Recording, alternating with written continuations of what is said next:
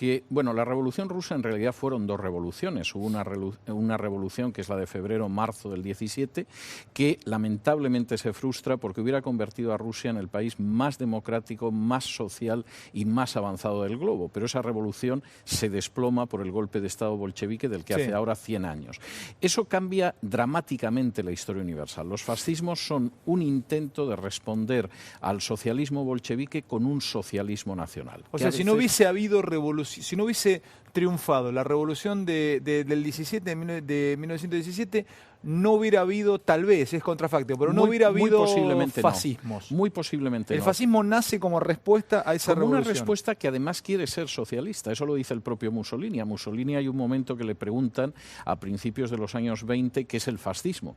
Y entonces él dice, pues mire, es muy fácil, yo toda mi vida fui un socialista internacionalista hasta que llegó la Gran Guerra y me convertí en un socialista nacionalista. Eso es el fascismo. Y, por ejemplo, en el caso de Alemania se llamaba directamente nacionalsocialismo. En el caso de España se llamaba nacionalsindicalismo, porque nacionalsocialismo no era una cosa que terminaba de encajar, pero lo cierto es que el fascismo es una respuesta. Es decir, nosotros queremos dar una respuesta que es social, pero que al mismo tiempo es nacional. Los fascismos acaban derivando hacia la Segunda Guerra Mundial, como todo el mundo sabe. He leído en tu libro, y también me pareció tremendamente interesante, sobre todo en una Argentina. Durán Barba, que es bueno, lo debes conocer mucho más que yo, es analista político, sostiene que hay mucho joven anciano que levanta banderas de 70, 80, 90 años ya perimidas. Y te he leído sobre Lenin y sobre Trotsky, sobre todo que haces un análisis de Trotsky, que Trotsky escribía muy bien y que tal vez nos llegaron mucho del pensamiento de Trotsky nos llegó justamente porque escribía muy bien. Si no hubiese escrito tan bien, tal vez no hubiese tenido éxito en sus ideas. Bueno, y que además que te asesinen históricamente siempre te deja bien. O sea, es muy bueno, repíteme eso, que te asesinen, es terrible, pero es verdad, que te asesinen, que te den muerte históricamente siempre te da un cierto empaque. Trotsky hubiera sido peor que Stalin. Es decir, Trotsky, de hecho, articula una serie de medidas represivas que se atribuyen a Stalin, pero que las articuló él. Cuando él era comisario de guerra durante la Guerra Civil Rusa, él es el que empieza a recoger dosieres de los oficiales del ejército para represaliar a las familias enviándolas al Gulag. Él es el que crea los batallones de fusilamiento que se colocaban en retaguardia y si se producía la retirada de los soldados del Ejército Rojo los ametrallaban. Eso es Trotsky todo. Y Trotsky escribe un extraordinario manual de terror, extraordinario porque lo es, aunque el tema sea sobrecogedor, que analiza cómo el terror de masas es la única manera de sostener la revolución. Es muy interesante. Analiza cómo el terror de masas es la única manera de sostener la revolución, pero eso Lenin ya en 1908 lo había teorizado. Discúlpame, pero que cuando analizas a Lenin, César, ahí también entiendo, gracias a tu mirada, que Lenin comprendió mucho mejor el tiempo político que corría. Que nadie, exacto. Y también algo que se usa hoy, entendió que la deslegitimación de un poder o de un gobierno servía para terminar con ese gobierno o con un poder que dominaba un país. O sea que entendió que deslegitimar a un poder servía para socavarlo y para voltearlo. Era como echar un tronco. Y además deslegitimarlo creando un aparente poder más legítimo que está fuera de la legitimidad, lo cual parece contradictorio. Pero cuando Lenin... A ver, ¿es eso? Sí, es muy sencillo. Lenin en un momento determinado opone al gobierno provisional que preside Kerensky, le opone los soviets, los consejos. Y teóricamente los consejos son mucho más legítimos porque surgen del poder de la calle. Bueno, los soviets en un momento determinado votaron en contra de los bolcheviques y Lenin los suprimió manu militari. Es decir, no tuvo ningún problema en ese contrapoder que había utilizado para erosionar el poder gubernamental en un momento determinado en reprimirlo. Y posiblemente nadie reprimió jamás a los campesinos en Rusia como lo hizo Lenin. En 1921 se utiliza por primera vez el gas contra poblaciones civiles y lo hace Tukhachevsky siguiendo órdenes directas de Lenin. Los nazis tardaron 20 años en utilizar el gas contra civiles. O sea, primero lo hizo la izquierda. Primero lo hizo la izquierda y además yo reproduzco las órdenes de Lenin a Tukhachevsky en mi libro que se desclasificaron en los 90, donde deciden utilizar el gas en masa para matar a poblaciones civiles. No solo eso, en 1937, precisamente, los bolcheviques utilizan por primera vez camionetas con gas para matar a presos políticos. Los nazis tardarían unos años en utilizarlas ya en el Holocausto. Una cosa, ¿dónde estriba eso de que la izquierda es culta y la derecha analfabeta? Acá tenemos un presidente que no viene precisamente de la izquierda, y aquellos que son centro-izquierda, kirchneristas o que no quieren nada a Macri, todo el tiempo dicen, mirá lo que es, mirá cómo habla, mirá los discursos pobres de contenido intelectual que tiene. El tipo es ingeniero, pero es como que el de izquierda es culto, hay como una cosa instalada. ¿Dónde estriba eso? Bueno, esa es una falsedad creada por Lenin. A ver, eso me Lenin, gusta. uno de los grandes problemas que tiene es que se produce un éxodo masivo durante la revolución fuera de Rusia. De Rusia se exilian más de 2 millones de personas durante la guerra civil y en la inmediata posguerra, y la mayor parte de la intelectualidad rusa se va. Es decir, queda muy poca gente, algunos acabaron suicidándose como Mayakovsky, desengañados de lo que era el poder bolchevique, muchos acabaron en campos de concentración, fueron escasos los que se salvaron del bolchevismo, como fue el caso de Anna Akhmatova, que de todas formas tenía que llevar la comida a su marido a la prisión, o Pasternak, que le encarcelaron a su amante y él se salvó por poco. En general, la purga de intelectuales fue tremenda. Pero Lenin crea algo que es muy inteligente y son los frentes unidos de intelectuales, con compañeros de viaje o con comunistas convencidos. Una pequeña pregunta ahí. Sí. Eso sigue replicándose hoy, Eso ¿no? sigue existiendo hoy en día. Mirá vos. Yo creo, o sea, generalmente creo... cuando viste que hay un gobierno de centro-izquierda se dice progresista, generalmente los actores, los científicos, la intelectualidad los apoya. Es como un viento que viene desde esa época. Eso tampoco es cierto del todo, porque hay mucha gente que está fuera de esos frentes unidos. Uno a veces sabe quién va a firmar determinados manifiestos. Es decir, ya sabes que esos manifiestos te los van a firmar una serie de personas.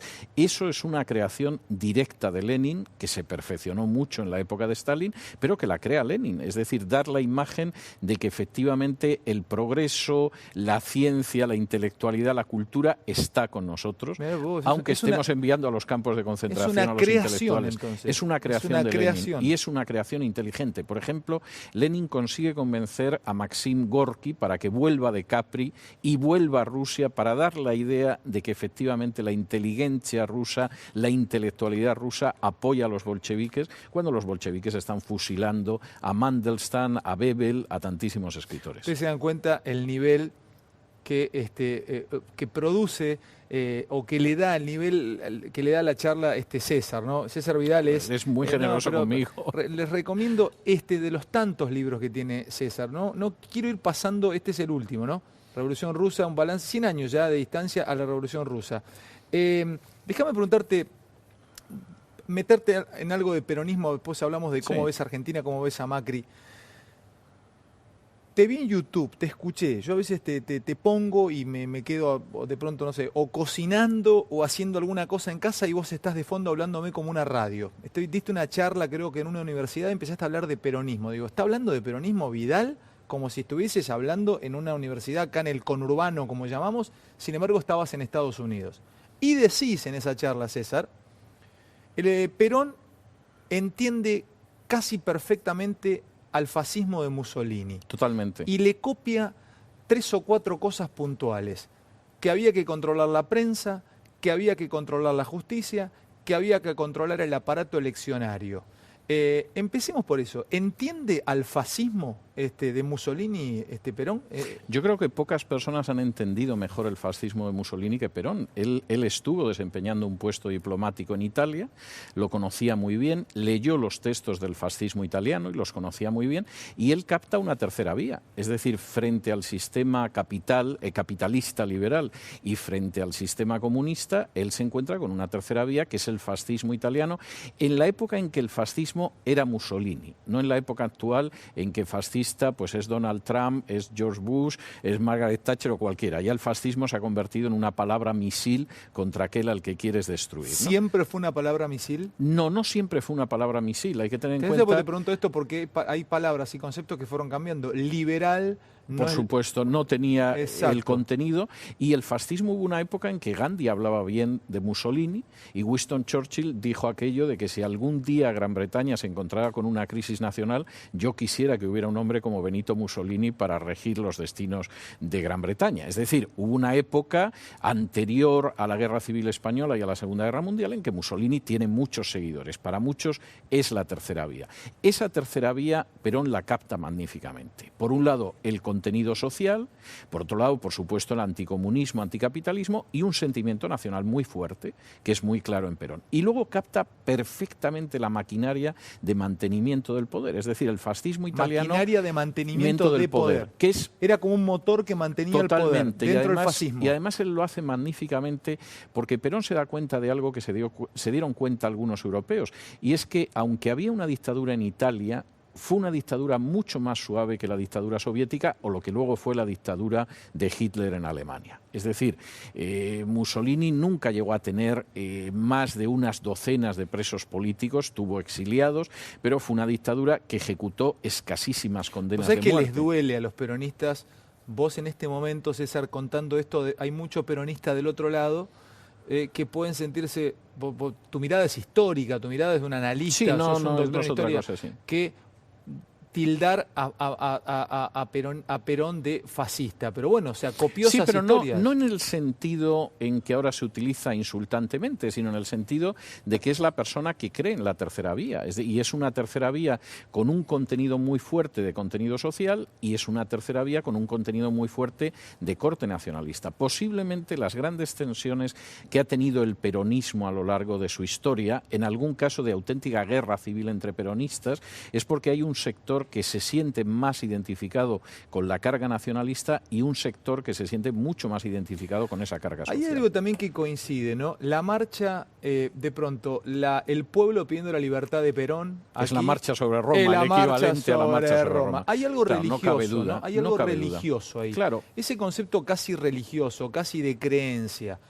Es el hombre providencial. Es decir, ¿eso? En eso coincide. Yo creo que hay un elemento que se da mucho en sociedades de trasfondo católico, es decir, sociedades que no pasaron por la Reforma, que es una sociedad fundamentalmente en Hispanoamérica hispano-católica, si se quiere, pero Italia es un país católico donde hay la creencia en el hombre providencial. Es decir, a ver, para, eso me gusta mucho. No, es cierto. El culto a una persona, como casi mesiánico, o sea, una persona... Eso es muy típico, por una sencilla razón. Porque cuando en el siglo XVI, y en estos días estamos en el 500 aniversario de la Reforma opta por la supremacía de la ley, es decir, lo que debe regir una sociedad es que la ley está por encima de todos, incluyendo hasta el Papa, incluyendo al emperador. En la Europa contrarreformada, de la que forma parte España y de la que un día se desgajará Argentina, en este lado del mundo, la idea es que la supremacía no es de la ley, sino de la institución. Y eso hace que creamos en hombres providenciales. Nosotros no creemos en esa supremacía de la ley en la que creen los anglosajones, los escandinavos, etc. ¿Nosotros creemos en la institución? Nosotros creemos en que hay una supremacía en la institución y sobre todo que aparecen hombres providenciales. La idea de que la ley está por encima de todos, de que al final el esfuerzo es un esfuerzo colectivo y anónimo de los ciudadanos, es algo muy ajeno a nuestra cultura. Es que me estás haciendo pensar, y te digo, en algún punto me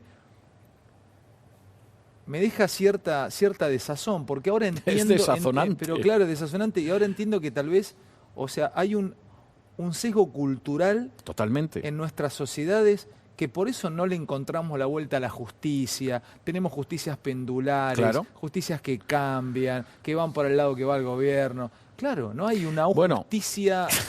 Ese es el tema de mi libro anterior a este, que es un libro que se titula El legado de la Reforma, y desarrollo eso en algunos de los capítulos, pero es verdad, es una cuestión cultural. Nosotros creemos en el hombre providencial. Las sociedades que pasaron por la Reforma del 16 no creen en hombres providenciales. Pueden aparecer hombres providenciales como a lo mejor pudo ser Abraham Lincoln en un momento determinado, pero creen en un esfuerzo colectivo bajo la supremacía de la ley. Nosotros creemos en el hombre providencial. A veces es Perón. A veces, en vez de Néstor Perón, se llama Kirchner. Fidel Castro. A veces puede ser Néstor Kirchner o Evo Morales o Hugo Chávez. Varía mucho, porque está de un lado al otro del espectro. Pero creemos en el Salvador providencial. En España, durante toda la primera parte del siglo XX, estuvimos hablando del cirujano de hierro. Iba a llegar el cirujano de hierro que arreglaría todo. Eso significó que la monarquía se colapsó, que la república fue un desastre, que hubo una guerra civil de 3 años y luego una dictadura de 40.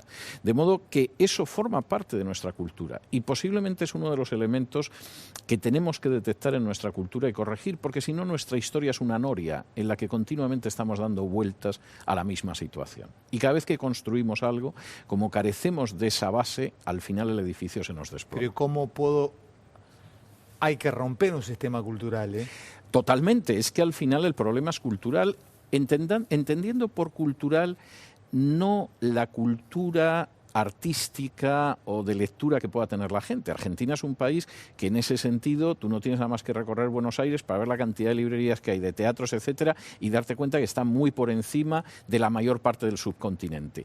Pero la cultura vital, que va más allá de lo que uno puede leer o del teatro al que va o las películas que le gustan, y que es una cultura que viene fundamentalmente de esa visión, de esa cosmovisión hispano-católica, es una cultura en la que la supremacía de la ley en realidad no ha existido nunca en nuestras naciones. Y una pregunta, César, a ver, ¿qué mama el populismo, el neopopulismo? Porque el peronismo fue un populismo en algún punto. Sin ningún género de dudas. Bueno, ¿qué toma el populismo de Chávez, el populismo de Evo Morales, el populismo de Correa, de Néstor aquí, del kirchnerismo en su conjunto?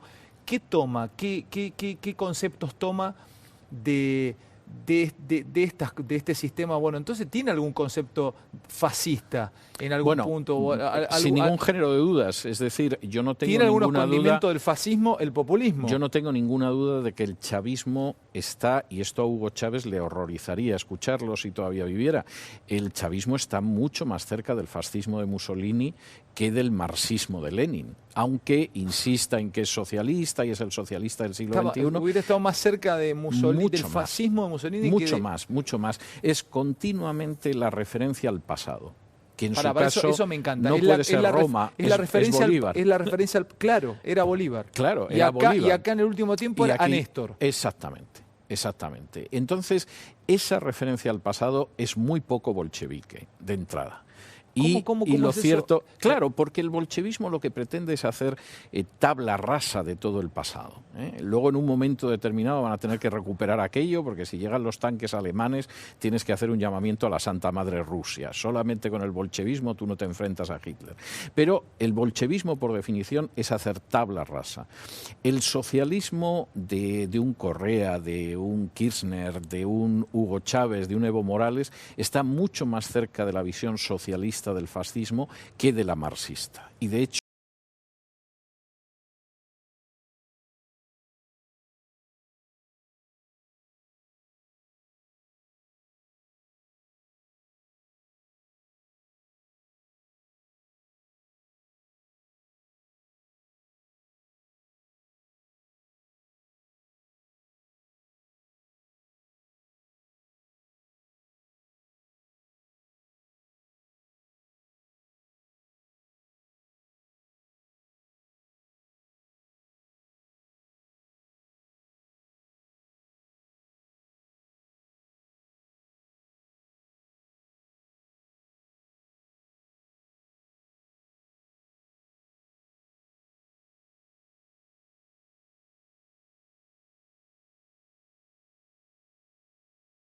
Nosotros discutimos aquí en Argentina aún si el Papa si tiene un condimento peronista o si este es un Papa político.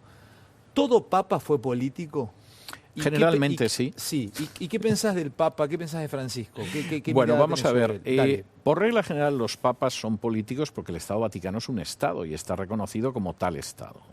Y aunque esto pueda sonar muy duro, el Estado Vaticano toma decisiones de acuerdo a sus intereses que no siempre coinciden con sus principios, lo cual desconcierta al creyente de buena fe católico de a pie, pero es una realidad histórica innegable.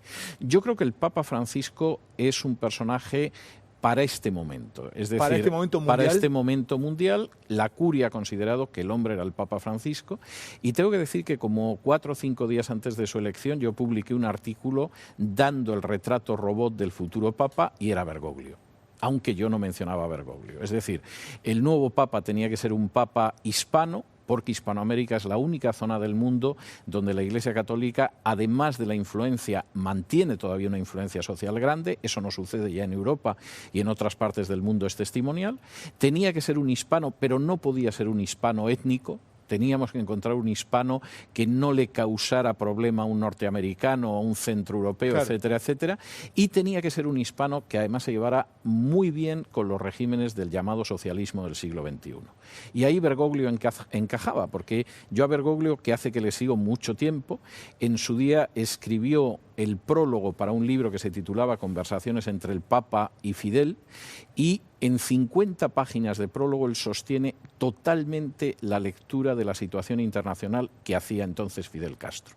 Y yo recomiendo leer ese libro. Se editó aquí en Buenos Aires, lo prologó Bergoglio, que entonces por supuesto no era Papa, era Juan Pablo II, y a lo largo de 50 páginas él hace una lectura en la que, por ejemplo, la situación internacional la interpreta exactamente igual que la dictadura cubana, y en un momento determinado... ¿Interpreta como la dictadura cubana? Totalmente. Él dice que la culpa de los problemas de Hispanoamérica son el capitalismo, los problemas de Cuba son el bloqueo de Estados Unidos. Se nos había escapado ese prólogo. Está pues bueno. Ese prólogo es extraordinario. El libro se titula Diálogo entre el Papa y Fidel Castro, y hay una cosa que dice que es tremenda, y es que el régimen cubano es el que más se parece al pensamiento social de la Iglesia Católica, salvo por el hecho de que es ateo.